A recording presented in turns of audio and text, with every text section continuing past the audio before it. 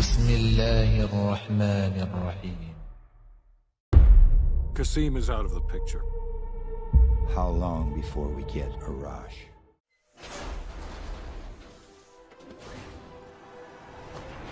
ایک محب وطن سائنسدان کی سنسنیخیز داستان جس نے پاکستان کو ایٹمی طاقت بنانے کے لیے سر دھڑ کی بازی لگا دی، پیش خدمت ہے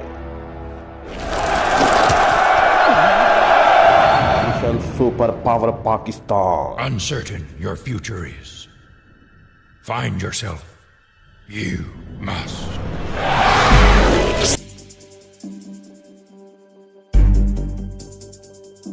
ناظرین محترم، پاکستان کو ایٹمی طاقت بنانے میں ڈاکٹر عبدالقدیر خان کے ساتھ ساتھ ان کی بیوی ہینی کا بھی بہت بڑا ہاتھ ہے. مس ہینی کا پہلا اور آخری انٹرویو پیش خدمت ہے. سوال: ہمیں اپنے والدین، بہن بھائیوں اور دیگر اہل خانہ کے بارے میں بتائیے. میرے والدین اصلاحاً ڈچ ہیں، جنہوں نے میری پیدائش کے بعد یورپ میں دوسری جنگ عظیم سے بچنے کے لیے جنوبی افریقہ کی طرف ہجرت کی تھی. جنگ کے دوران میرے والد نے جنوبی افریقہ کی فوج میں ملکی دفاع کے لیے خدمات انجام دی. بعد میں وہ شمالی روڈیشیا کی طرف چلے گئے. کیونکہ میرے والدین کو وہ حسن سلوک پسند نہ تھا جو مقامی آبادی سے روا رکھا جاتا تھا. میرے والد کی تعمیراتی کمپنی تھی جس میں میری والدہ ایک محترک حصہ دار تھیں. میرا ایک بھائی ہے جو مجھ سے چند سال بڑا ہے. پیشے کے اعتبار سے وہ ایک ماہر تعمیرات ہے جو ایک بار پھر دنیا کے دوسرے خطے میں یعنی امریکہ میں ترک وطن کر گیا، اور اب افریقہ میں ہمارا کوئی رشتہ دار نہیں، لیکن آسٹریلیا میں اس کے نزدیک واقع تسمانیہ میں میرے بے شمار عزیزم موجود ہیں. ہالینڈ میں میرے بے شمار رشتہ دار ہیں، لیکن ان میں سے اکثر دور کے ہیں. البتہ قریبی رشتہ داروں میں ایک سگی خالہ موجود ہیں. آپ نے اپنا بچپن کہاں گزارا ہے؟ میں نے اپنی زندگی کے پہلے 6 سال جنوبی افریقہ میں گزارے، لیکن اس دور کی بہت کم یادیں میرے ذہن میں رہ گئی ہیں. 16 سال کی عمر تک ہم لوگ زیمبیا میں رہے. اگرچہ وہاں کا سماجی نظام کم و بیش انہی خطوط پر منظم تھا جن پر یورپ کا معاشرہ ہے، پھر بھی یہ متعدد کاموں اور اخلاقی خطوط پر بنا ہوا معاشرہ تھا. وہاں مڈل اور ہائی اسکول کے مختلف اقوام کے بچے پڑھتے تھے اور ذریعہ تعلیم انگریزی زبان تھی. مقامی افریقی بچے البتہ علیحدہ اسکولوں میں جاتے تھے جہاں انہیں ان کی زبان میں تعلیم دی جاتی تھی. ہائی اسکولوں کے زمانے میں میری حسین اور خوبصورت یادوں میں ایک سالہ فینسی ڈریس شو ہے. اس شو کا اکثر حصہ چونکہ مختلف اقوام کے ملبوسات اور رسم و رواج کی عکاسی کرتا تھا، لہٰذا یہ اب تک یاد ہے. ٹھیک ہے، آپ نے کہاں تک تعلیم حاصل کی؟ جب میں نے او لیول تک تعلیم حاصل کی تو ہم فوری طور پر زیمبیا چلے آئے، کیونکہ ہالینڈ میں زبان اور نظام دونوں ہی مختلف تھے. لہذا میں نے مقامی سسٹم میں سلسلہ تعلیم جاری رکھنے کے لیے 1 سال ضائع کرنے کی بجائے دفتری اور انتظامی امور سے متعلق ایک کورس میں داخلہ لینے کو ترجیح دی.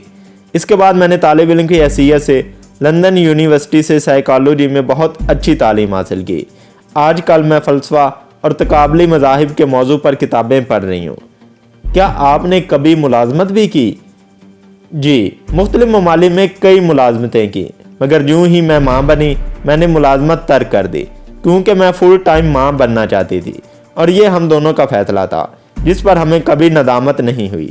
جہاں تک میرا تعلق ہے، میرے خیال میں خاتون خانہ رہنا دوسری کسی نوکری یا ذمہ داری کے مقابلے میں زیادہ کل وقتی ہے، بلکہ بعض اوقات تو زیادہ وقت تقاضا کرتا ہے، لیکن یقینی طور پر اس کا اجر کم ہی ملتا ہے.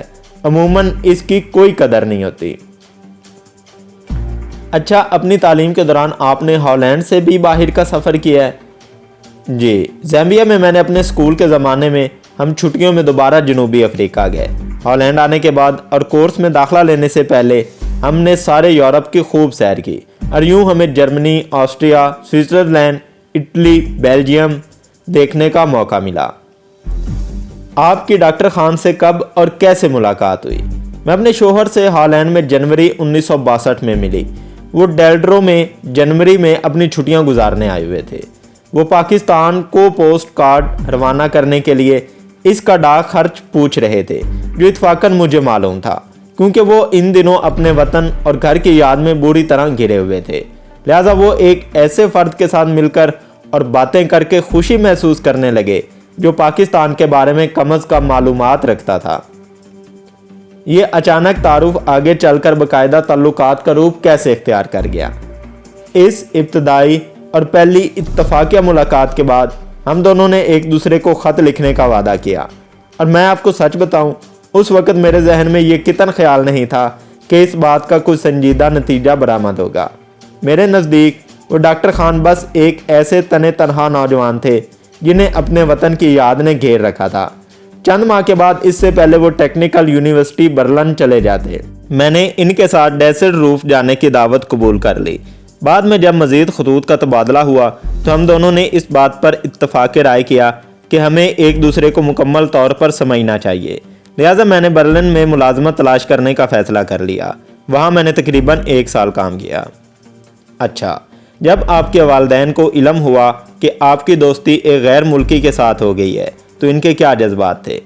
हम इस एतबार से इंतहाई खुश नसीब रहे कि ना मेरे वालिदैन ने और ना ही मेरे शोहर की वालदा ने हमारे दोस्ताना तल्लुकात पर एतराज़ किया।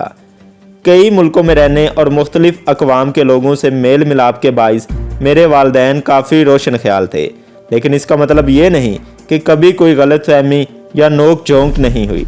लेकिन खुशकिस्मती से हमने इन मसाइल को हल कर लिया। अलबत्ता मेरे वालिदैन ने मुझसे इसरार ज़रूर किया कि मैं शादी के बारे में अपना फ़ैसला नहायत देखभाल कर और एहतियात से करूं, क्योंकि खुशहाल शादियां बेहतरीन वक्त में शाज़ो नाज़िर ही होती हैं, और जब मुख्तलिफ़ सकाफ़तों का मामी रिश्ता होता है तो ऐसी शादियों में एक दूसरे को साथ लेकर चलने और साथ निभाने के लिए ज़्यादा जद्दोजहद की ज़रूरत होती है। आपने और डॉक्टर साहब ने किस मरहले पर शादी करने का फ़ैसला किया?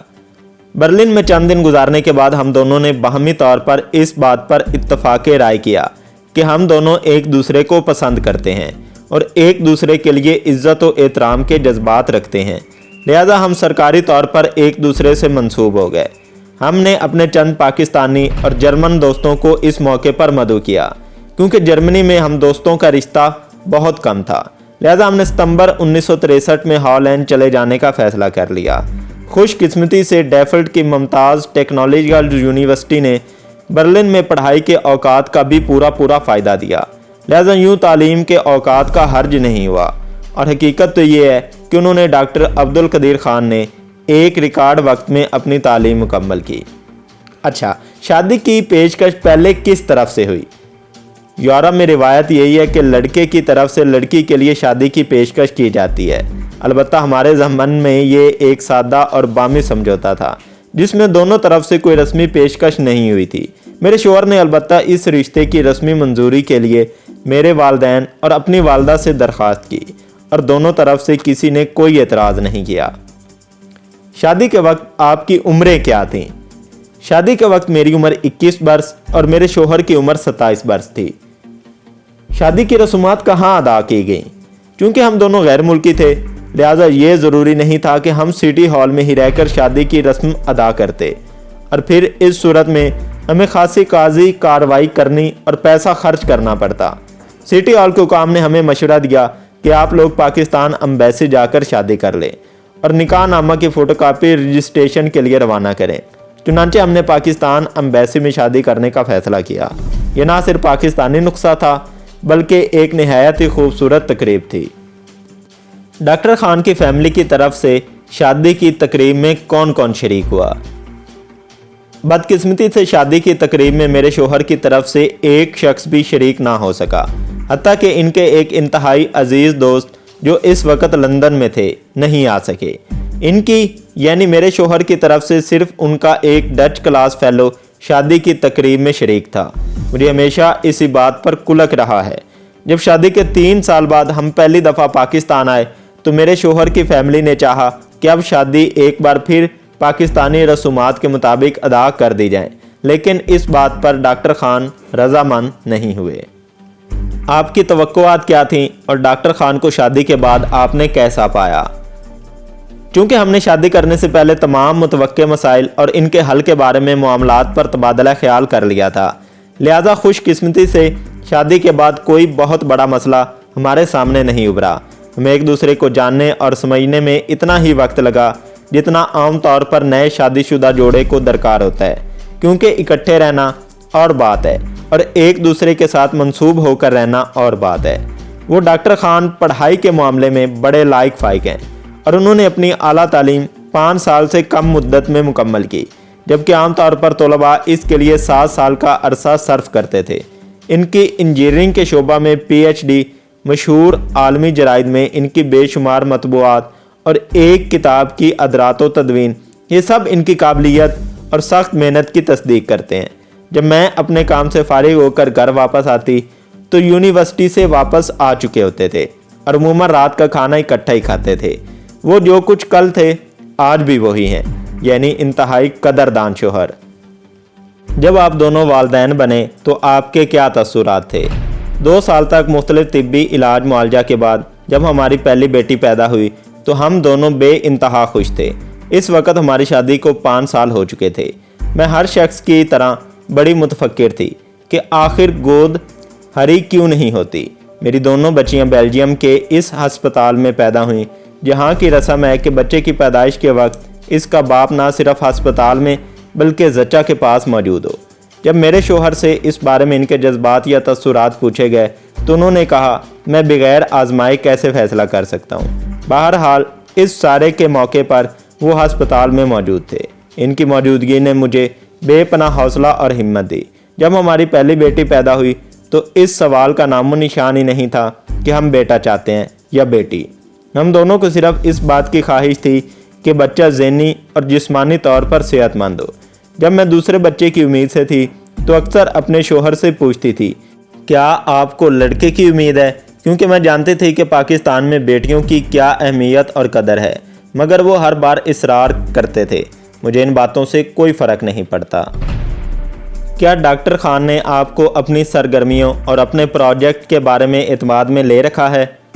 جی ہاں، ہم پیشہ ایک دوسرے کو ہر بات بتاتے ہیں۔ درست ہے کہ میں پروجیکٹ کے فنی پہلوؤں کو پورے طور پر نہیں سمجھ سکتی، لیکن میں بعض خاص معاملات اور مسائل کے بارے میں جانتی ہوں اور مجھے خبر ہے کہ عام طور پر کیا ہوتا رہتا ہے۔ ڈاکٹر عبدالقدیر خان کا اپنے بچوں کے ساتھ رویہ کیسا ہوتا ہے؟ وہ نہایت اصول پرست مگر بے پناہ محبت کرنے والے باپ ہیں۔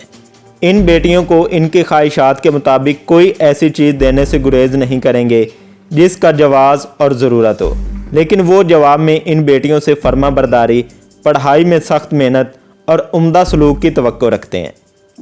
ڈاکٹر عبدالقدیر خان اپنی نجی زندگی میں آپ پر کس حد تک انحصار کرتے ہیں؟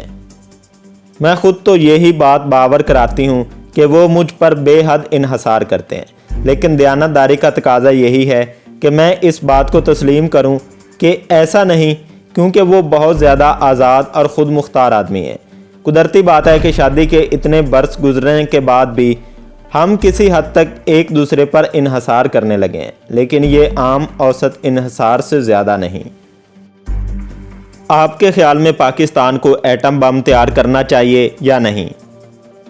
یہ ایک ایسا سوال ہے جس کا جواب آپ جیسا باخبر اور تجربہ کار صحافی بہتر طور پر دے سکتا ہے، اور پھر ایسے فیصلوں کا انحصار سیاسی رہنماؤں پر ہوتا ہے، کیونکہ یہ خالصتاً سیاسی نوعیت کے ہوتے ہیں۔